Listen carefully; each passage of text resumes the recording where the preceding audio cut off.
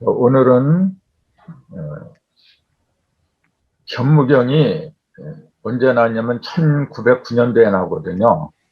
1909년도에 전에 말씀드린 것처럼 차경석 씨 집에서 1909 기원년 정월 초하루날 차경석 씨 집에서 현무경을 만들어요. 1909년이 기원년이거든요. 그럼 왜 이때 현무경을 만들지 않으면 안 됐던가? 이제 그걸 한번 알아보기로 하겠습니다. 현무경은 뭐 새삼스럽게 말씀드릴 것도 없고 없이 개벽의 결정판이에요. 개벽. 개벽이라는 용어로 사람들이 많이 쓰는데 개벽은 전에 말씀드린 것처럼 요거 10개자, 요거 10벽자예요. 둘 다 연다는 얘기죠. 열다. 열다고 하는 것은 10에 이르렀다고 얘기해요. 이게 열십자잖아요. 이게 열십자인데 열다란 말이 본래 10에 이르다. 그 얘기예요. 근데 그것은 1에서 9까지 간 다음에 반드시 1에서 9까지 가야 돼요. 그걸 통과한 다음에 10에 이르는 거거든요. 10에 이른다는 그 말은 뭐냐면 흩어졌던 음과 양을 하나로 합하고 요거는 이제 음과 양이고 3극일 하나로 합하면 이렇게 돼요. 요것도 열십자죠. 아무튼 그 열십자를 이루기 위해서 이루는 과정이 이제 개벽의 과정이다. 이제 그렇게 얘기를 하는 건데 그 숫자가 그래서 1에서 9까지 9개가 있는 이유는 그 천지인이 각기 삼변을 하기 때문에 그렇더라. 이제 그런 말씀 드렸거든요. 그런데 왜 하필이면 1909, 서기 1909 기운년에 현무경을 성편해야 되느냐. 그걸 말씀드릴 시간이라 그랬거든요. 그러면은 낙서판 있잖아요. 요거는 선천은 낙서판이 주도한 거예요, 원래. 선천은 낙서판이 주도했고 부천은 용담판이라 그래요. 근데 이제 역학하는 사람들이 낙서, 하도 낙서 이거는 다 알아요. 그걸 줄여서 도서 이렇게 얘기하는데 용담이 있다는 거는 거의 다 몰라 지금. 이 용담은 현무경을 축소를 해서 한 장의 도표로 만들어낸 거예요. 하도하고 낙서하고 같은 형태로 다 만들어냈는데 그걸 용담이라고 부르더라. 그래서 선천에서는 도서 요구만 했는데 도서는 뭐냐 하나는 음이고 하나는 양이거든요. 음과 양만 있으면 되는 게 아니고 음양을 합한 자녀가 또 나와야 돼요.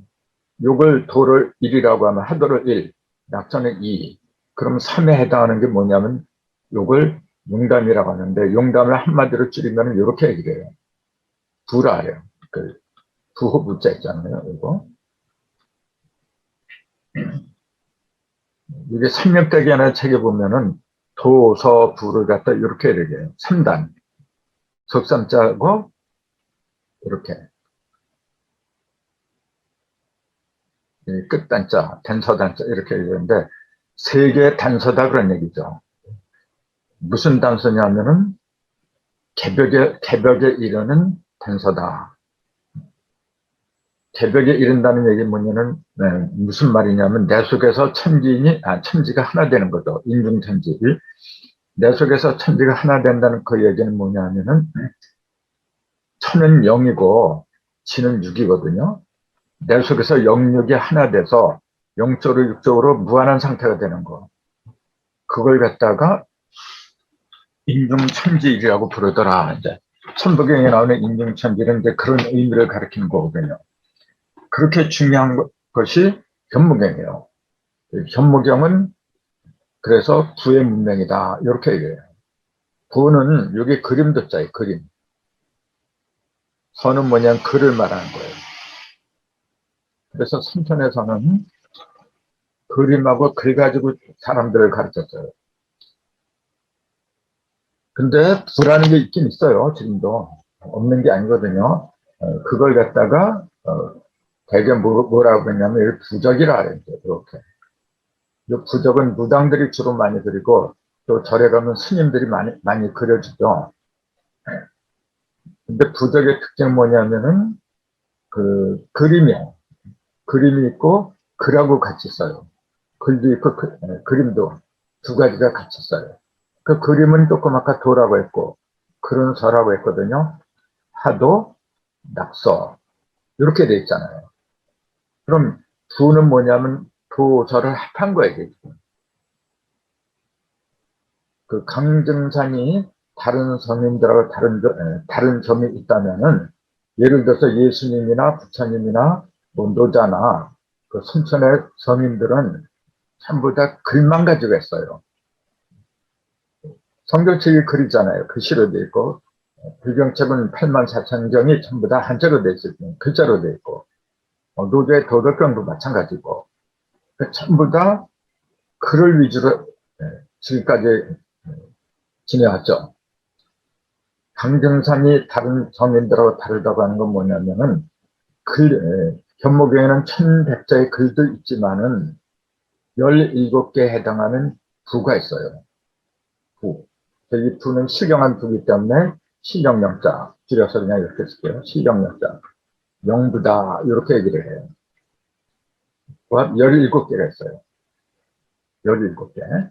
17이라는 숫자는 천도경의 시작도 17자를 시작하고 천도경의 마지막도 17자로 끝나요. 그러니까 상당히 그 의미 있는 숫자거든요, 이게. 아무튼 현무경의 가장 큰 특징은 글씨와 17개가 되는 영부가 있다는 사실. 경전에다가 부적을 그려서 그린 거는 현무경이 유일해요. 그럼 이 부는 조금 아까 말씀드린 것처럼 도와 서를 합한 거다. 그렇게 말씀드렸잖아요. 그러니까 도와 서, 즉 천지인데 천지를 다 합해놓은 게 그 성질적인 그 부호가 영부다. 이제 그런 결론이 나잖아요.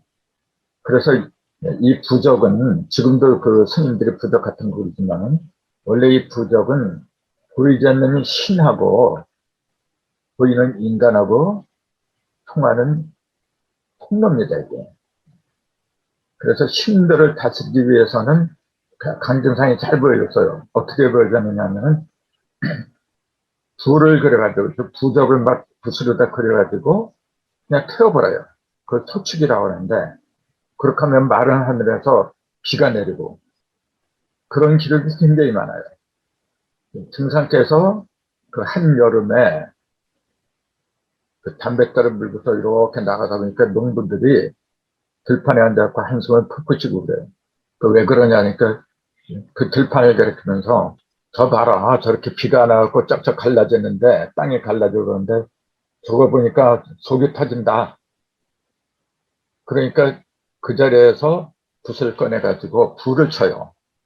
불을 치고 소축을 하니까 마른 하늘에서 갑자기 비가 내리고 그런 기록이 상당히 많아요.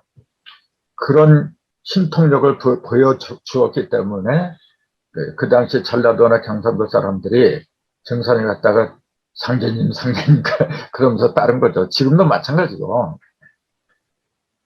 부라고 하는 것은 그처럼 무형의 신을 갖다가 인간하고 통하게 해서 인간의 뜻대로 신들이 용서하게끔 하는 그런 능력이 있어요.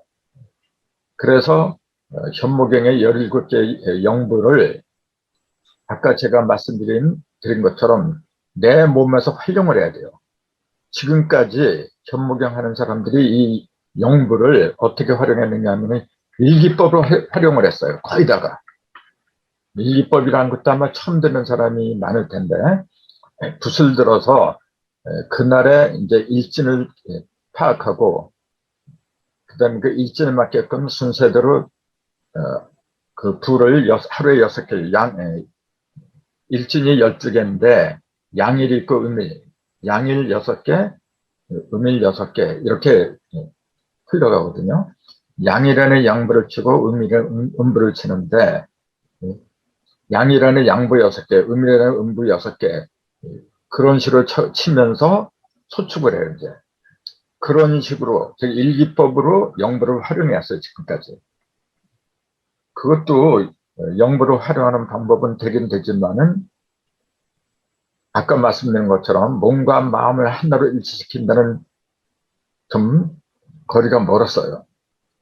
그래서 지금 이 시간에도 영부 일기를 합치는 사람들이 굉장히 많이 있지만은 그 몸과 마음이 하나 되는 온전한 개벽에 이른 사람은 없다고 봐요. 없게 된 이유가 뭐냐면 바로 영부를 자기 몸에다가 활용을 못했다. 난 그렇게 봐요. 그래서 아까 그 배꼽 수련에다가 배꼽에다 영부하고 주문을 같이 병행해서 수련해라. 이제 그런 말씀 드린 거예요. 아까 말씀드린 것처럼 영부, 주문은 내가 맨날 해요. 이거는 몇 년, 5년, 6년 그전부터. 근데 영부를 이렇게 내모에다 활용한 거는 한 달도 채 안 돼요. 근데 그 효과가 해보면 알아요. 제가 분명히 말씀드렸어요. 그러니까 이론만 하지 말고 여러분들도 실제 하세요. 이거 한다고 해서 돈 들어가는 것도 없고 남한테 해끼치는 것도 없어요. 그러면서도 그 어떤 수련법보다 특히 건강적인 측면에서 뛰어난 효과가 있고 다음에는 건강을 뛰어넘는 어떤 초월의 세계, 신통하는 능력 그런 쪽으로도 들어갈 수 있는 접근이 되더라. 난 그렇게 보고 있어요. 실제로 그래요. 그러니까 지금은 내가 이제 요 정도까지 말씀을 못 드려요. 왜냐하면은 함부로 이런 거를 말씀드릴 수 있는 성질이 못 되거든요. 아무튼 내가 해보니까 진짜 이거는 해야 돼요. 그래서 말씀드린 거니까 오해들은 하지 마시고 자, 계속해서 본론으로 들어가죠. 예수님이 30세 공생애를 시작한 것처럼 증산도 30세에 천지공사를 시작해요. 30세. 그 천지공사는 정확히 1900년부터 1909년까지 9년 동안 천지공사를 해요. 근데 대부분의 사람들이 1900년이 뭐냐, 이게 경자년이에요. 경자년. 이게 기유년이고. 근데 대부분의 사람들은 뭐냐면은 천지공사는 1901년부터 시작한 걸로 얘기를 해요. 1901년에서 1909년까지. 왜 그러냐면은 1900년 경자년에 천지공사한 내용은 하나도 없어요. 1901년에는 한 개인가 두 개 그렇게 나오고 그 다음에 1902년 이민년이거든요. 경자, 신축, 이민년. 경자, 이게 자가 하늘이죠. 천계어자. 그 다음에 신축, 지벽어축. 그 축은 땅이고 자는 하늘이고 그 다음에 이민년. 인면은 뭐냐면은 사람이잖아요, 이거는. 그러니까 1902년부터 천지공사를 본격적으로 해요. 그래서 대순전경 같은 데 보면은 천지공사본 내용이 1902년부터 굉장히 많아요. 그전엔 거의 없어요. 그러다 보니까 천지공사는 1902년부터 1909년까지 했다. 1900년에 아예 빼버려요. 그럼 천지라는 말을 쓸 수가 없어요. 1900년이 경자년, 즉 하늘인데 이걸 빼버리고 1902년부터 치면 이게 땅이잖아요. 하늘이 빠진 공사인데 어떻게 천지공사를. 근데 왜 1900년에 한 천지공사는 초기가 안 됐느냐면은 그거는 하늘의 일이기 때문에 그래요.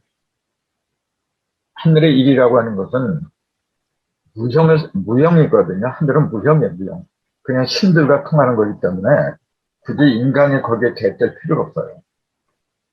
그래서 사람들이 보게끔 한 게 아니지만은 1902년, 이민년, 임기 어인부터는 뭐냐면은 사람하고 연결된 거예요. 그러니까 반드시 사람을 갖다가 개입을 시켜요. 뭐 김영렬을 개입시키든지 차경석을 개입시키든지 다른 사람들을 개입시키든지 사람이 빠지면 그 천지공사가 되질 않는 거예요. 그래서 1902년부터 1909년까지 그때 천지공사본 그 기록들이 그렇게 많은 겁니다. 그러나 하늘과 땅은 이거는 인간이 여기 개척할 소지가 없기 때문에 굳이 밝히지 않은 거죠. 아무튼 1900년부터 경자년부터 기운년까지 9년 동안 천지공사를 보더라. 근데 그때가 등산은 원래 1812년에 탄생했거든요. 그러니까 1900년 만 29세니까 30세란 말이죠. 30세부터 천지공사를 보기 시작했더라. 그런데 예수도 30세부터 공생애를 시작했더라. 똑같아요. 그럼 왜 30이라는 숫자에 그러한 행동을 개시했느냐? 30이잖아요. 그 제가 항상 드리면서 사과 가른 비유를 말씀드리는데 사과 가른 비유 굉장히 중요해요. 내가 맨날 말씀드려도 그걸 제대로 이해하는 사람들이 거의 없어요. 자, 그 사과를 3번 가르는데 1번, 2번, 3번, 천일, 지일, 인일이라 그래요. 이게 따로 떨어지면 일자죠. 근데 요거 천일하고 지라고 합하면 요거하고 요게 합한 게 열십자. 지라고 인일이 합하면 또 열십자. 인이라고 천일이 합하면 또 열십자. 그러니까 일도 셋이고 십도 셋이라는 사실을 잊으면 안 돼요. 일이 셋이라는 건 다 알아요. 왜냐하면 일조십과 무교삼 일석삼극하면서 천일리, 지일리, 인일삼이라고 분명히 기록을 해놨기 때문에 천일, 지일, 인일, 일이 셋이구나 금방 보여요. 근데 12세계라는 건 안 보이거든요. 그러니까 12세계라는 사실은 까무득하게 몰라 이게. 안 해요. 12세계예요. 그래서 이거 30하고 1세계 합하면 33이 되는데 이 33의 중심수가 17이라는 사실을 또 알아야죠. 그래야만이 천부경을 왜 17자로 시작하고 17자로 끝내는가. 그 이유가 여기서 나오거든요. 이건 또 이제 어차피 또 나올 거니까 그때 가서 자세히 말씀드리죠. 아무튼 제가 지금 드리는 그 요점은 예수님이나 강정상이나 30세가 돼서 공생애를 시작하더라. 왜 그러냐면은 그전에는 일을 갖다가 이렇게 천일질인이라 다 풀어놓았죠.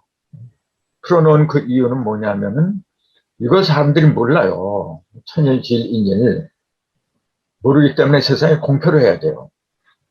그래서 널리 퍼뜨리고 다시 벌어진 거 갖다가 열매를 맺어야 되는데 열매는 흩어진 걸 다시 모으는 거거든요. 그래서 10을 3개로 해야 돼요.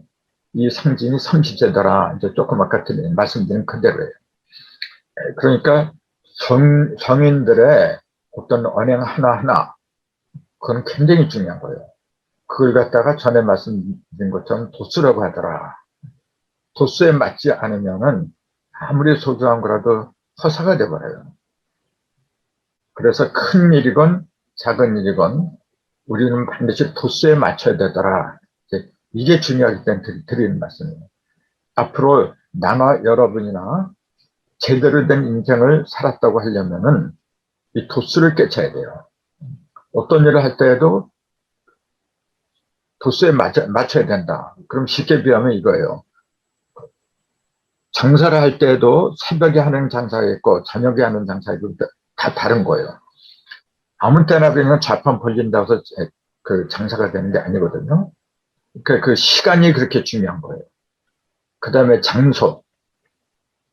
아무 데서는 좌판 벌려보세요. 사람이 삭을 만한 장소가 따로 있잖아요. 그러니까 시간과 장소가 그렇게 중요해요. 그래서 시간은 시라고 하고 장소는 공간이라고 하거든요. 합해서 시공이다 이렇게 얘기를 해요. 그래서 공간을 가리킨 거는 천간이고 천간은 공간을 가리킨 거예요. 12지지는 시간을 가리킨 거예요. 시공의 법칙을 상징적으로 잘 드러낸 게 뭐냐면은 천간과 지지라는 겁니다. 이 공부를 하면은 반드시 천간과 지지를 이해해야 돼, 알아야 돼요. 그걸 모르면은 내가 어느 시간이 적당하고 어느 장소에서 어떻게 해야 되고 그걸 몰라요. 그렇게 되면 어떻게 돼요? 수고는 수고대로 하고 힘은 힘대로 들이면서 아무런 공이 없어요. 그렇게 중요한 게 도수라는 거예요. 그래서 30세에 예수님이나 증산이나 공생애를 시작했더라. 그 말씀 드린 거고, 요 세계 10을 가리킨 걸 일자식과 무기하삼이라고 하더라. 이게 천부경에 나온 얘기거든요. 일이 쌓여서, 일이 쌓일 적자니까 일이 쌓여서 10으로 커지면은 그 무게로 된 셋이 되더라. 무게, 화삼. 그렇게 얘기를 하는데 이것도 지금 천부경 시간은 아니지만은 천부경을 어디건 다 통하게끔 돼 있어요. 가장 그 기본적인 수리는 천부경 속에 완벽하게 들었어요, 사실은요. 그렇기 때문에 천부경을 내가 별도로 강의하지는 않지만은 제 강의를 하다 보면은 천부경 얘기가 많이 나올 거예요. 그렇게 중요하기 때문에 드린 말씀이에요. 일석삼극은 일이 세계 일로 이렇게 천일, 지일, 인일로 벌어지는 거고, 일자식과 무게하삼 뭐냐면 일이 쌓이면 10이 돼요, 이렇게. 10도 세개로 되는 거예요. 이게 천일, 지일, 인일이 된 것처럼 여기도 천십, 지십, 인십, 세계 10이 있게 마련해요. 벌어졌으면은 모이는 건 당연한 거예요. 그래서 그 모이게 하는 걸 일적이라고 했고, 일적이 쌓이면은 10의 형태로 벌어지기 때문에 일적 10 걸어가는 거고, 그게 왜 화삼이라고 했느냐면은 세계이기 때문에 그래요, 이렇게. 세계. 일적 19무게에서 많은 사람들이 1, 2, 3 해갖고 10까지 가서 크게 벌어진다. 아라베스트 10개를 가르친 걸 말들 하고 있어요. 이거는 애들 장난하는 거예요. 그건 아무것도 아닙니다. 그게 아니고 모든 수의 기본은 천일, 질, 인일, 즉 1, 2, 3이에요. 이 세 개에서 다 벌어진 거거든요. 벌어진 것도 벌어진 거는 하나고 쌓이면은 10이고 그래서 세계 1과 세계 10이 그렇게 중요한 거예요. 근데 10은 무게라고 하는데 그게 뭐냐면은 여기서 중심에서 벌어지면 동서남북 막힘이 이렇게 다 흘러요. 그래서 틀이 없이 막힘이 없이 흐른다고 해서 무게라고 한 건데 이것도 형상이 없는 거, 뭐 괴짝이 없는 거, 뭐 대자유, 해탈 그렇게 얘기를 하는데 물론 그렇죠. 해탈은 10이고 대자유도 10에 이르러야 되는 거니까 예수님이 맨 마지막을 십자가에서 돌아가신 것도 사실은 10의 이치를 알 적에 그동안 나를 지배했던 세상의 육이 죽는다 그 얘기예요. 그래 영이 산다 그 얘기였거든요. 육이라고 하는 것은 어두운 말한 거잖아요. 무지. 그러한 상태에서 벗어날 적에 대자유를 누리는 영의 세계로 들어가는 건데 그걸 상징하는 게 뭐냐면 십자가를 진다 그렇게 이야기를 한 거지 실제로 나무 십자가를 지고 못이 박혀서 예수가 죽었다 그건 아닙니다. 성경은 그런 말 단 한마디도 없어요. 전부 다 영적인 십자가를 이야기한 거지 육적인 십자가를 말한 건 아니거든요. 근데 그 이치를 물어다 보니까 실제로 예수가 십자가에서 죽고 그 다음에 육신이 무덤 속에 파묻혀서 그게 부활했다. 그 만화 같은 얘기를 좀 가르치고 있어요. 그래서 10의 의미를 제대로 알면은 십자가가 뭔지 또 무덤이 뭔지 그게 다 보이거든요. 무덤을 한마디로 말하면 뭐냐면 육입니다. 육. 햇빛이 들어가지 않은, 빛이 들어가지 않은 깨달음이 없는 그런 세상에 육을 갖다가 무덤이라고 했던 거예요. 그래서 그 세계의 십자가, 편십자를 이제 설명하면서 그것은 무게와 삶을 가리킨 거다. 천부경에 나오는 이제